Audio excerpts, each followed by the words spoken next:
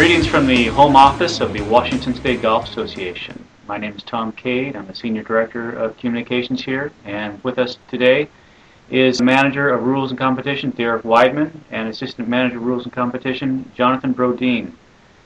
Guys, it is almost the end of January. Starting to think very seriously about the coming season, yeah? That's right. The days are getting longer. Here it comes.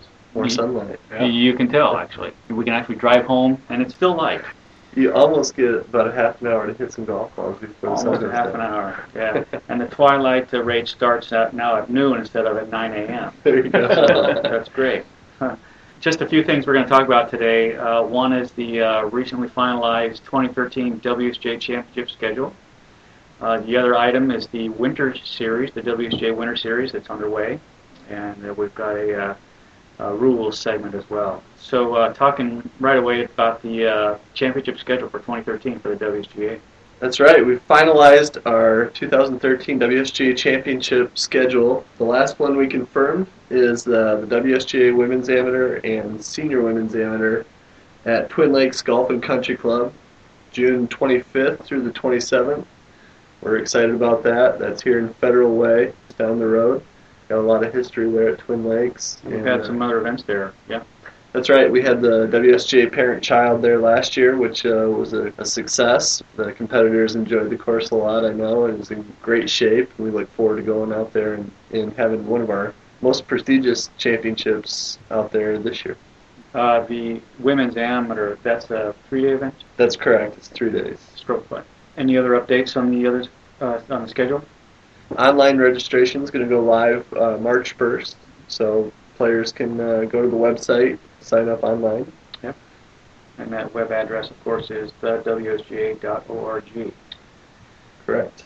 Okay, right into the WSGA Winter Series. It's the 5th season, and is this the 5th time in a row that it's been presented by Putts Golf Superstores? Putts came on 3 years ago, so for the last 3 years we've had the Putts Points Challenge, which is an accrued points system, and everyone that plays in each event gets 30 points on top of the high finishers in gross and net for each event. And at the end of the 4th event in April, we divvy out Putts merchandise that's good to all Putts Golf Superstores. There are 4 events in the Winter Series, and each of the events has a different format. Though we just had the first event just last Friday at the home course down in DuPont, Washington, and it was a Stableford format. And Jonathan, I see the first item on the bullet here on the information is weather. Turned out pretty good. It really was a perfect day. We couldn't have asked for much more. We had a real strong turnout, 87 men's players and 12 women's competitors. It wasn't too cold, it wasn't too windy, had a few sun breaks out there, and it really was a good, comfortable day for players to get back out on the course. Not bad for January. Not at all. So 99 players, pretty good field, yeah? Yeah, it was a good turnout, and you could tell the competitors were excited to get back out there and be playing. It was a good first step towards the championship season, a lot of excitement. You could tell the players were happy to be back out there and be playing at a course like the home course that handles the winter weather well. Yeah, great. What is the next event? The next event will be a 2-person scramble. It'll be at the RMG Club at Oakbrook in Lakewood. And that'll be on February 22nd. The deadline to register for that is February 14th, so getting on the website and signing up for that because it's a popular event. Yeah, okay. We do have some, not only just the results from the event, but we also have a few sound bites, yeah? We caught up with a couple of players down at the home course, talked to them about the Winter Series and what it's like to play in it, get their point of view for winter golf. I'm here with Kathy Provazic and Lynn Crandall. Welcome to the first Winter Series event. What is it about the Winter Series that you guys like playing in so much? I like it because it gives me an opportunity to start working on my game for the summer tournaments and so forth and trying to figure out what I need to improve on. I like it because it helps me keep competitive in the winter off months, and it gets me ready for this upcoming season. Of the 4 Winter Series events, which one is your favorite? I like this one only because I won my division last year, and I really like the scramble at Oakbrook. I like the two-person best ball. That's really fun. And I like this one because of the format. Right, and that two-person best ball is at Meridian Valley this year. That'll be a fun site. We always enjoy going there. What are you looking forward to, just golfing in general-wise, in the state of Washington? I'm looking forward to just being able, like I say, to work on my game, meet my friends that I've made through the years, and because that's what I enjoy being part of WSGA, because I've made so many friends that it's fun to see them all again when the championship season starts. I'm looking forward to hopefully being able to play in the senior am if I can rearrange my trip to Wisconsin, which I'm trying to do right now because I don't want to miss it, and this is my first year as a senior, so I'm excited. That's great, and that women's senior amateur is going to be at Twin Lakes, just confirmed there. 10 minutes from home, yes. Well, thanks for stopping in and sharing some thoughts with us here, and good luck to you out there in the Winter Series. Thank you, Derek. Thanks, Derek. Okay, let's get to our rule segment, yeah? I feel very comfortable about picking on Tiger Woods right now, just because he won last weekend at Torrey Pines. That's right. Isn't it nice to talk about Tiger on the golf course? Yeah, talk about his golfing game instead of his other stuff. Tiger Woods, of course, did just win at Torrey Pines at the, I think it's called the Farmers Open these days. Is that right? That's right. Farmers Insurance. Farmers Insurance Open. Okay. So 2 weeks ago, he was in Abu Dhabi, which is, I looked on the a globe in my office, that's on the other side of the world. And was it in the final round that he had this? Or no, it was in the second round. You're right. Second round before the cut.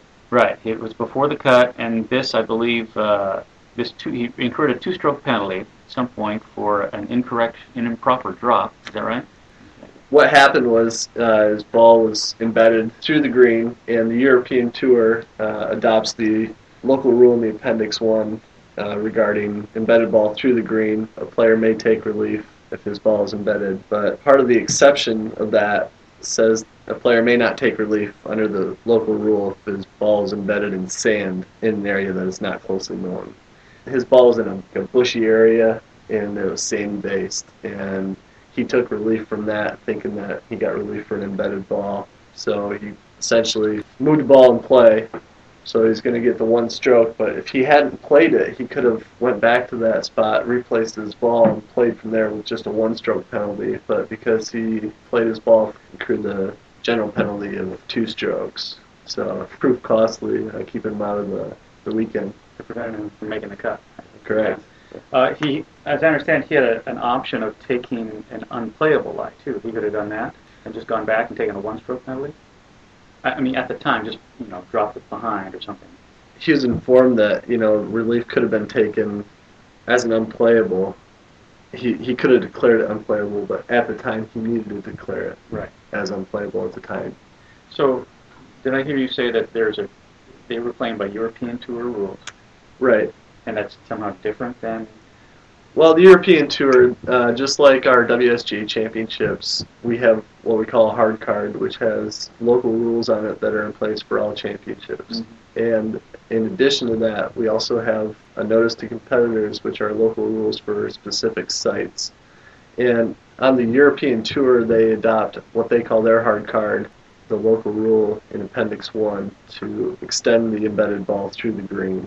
And the verbiage of the exception in there is where it mentions that relief may not be taken in sandy areas. So in a case like that, were there rules officials there? Was his caddy giving him? Well, I believe he asked, I think he was playing with Martin Keimer and Rory, and he asked Martin to come over and look at it, and Martin said, well, yeah, that ball's embedded, which it was. However, he didn't consult with a rules official on site during that situation, proceeded on his own. And it was called to the attention, I think, from a reporter that asked the rules official if he was taking relief or he was proceeding under an unplayable ball. So that kind of got the wheels in motion there. And gathering more information, the European Tour officials found out that he was proceeding embedded ball, and then got the facts and kind of made their decision. Well, it was, as you said, it was a costly penalty for him. But he still cashed his $3 million appearance. Yeah, well, And hopped on his private jet, made a stop in Salzburg, and Didn't look like it affected him too much No. with his dominating win this last week. I guess right? not. He kind of coasted in at 4 times in the last round there. Okay, I think that's it for today, guys. Thanks for your time. To all you listeners, you can visit our website at thewsga.org for any information on upcoming championships and also the Winter Series. Or you can just call the championship department at 1-800-643-6410 or email questions to championships@thewsga.org. Until next time, stay on straight.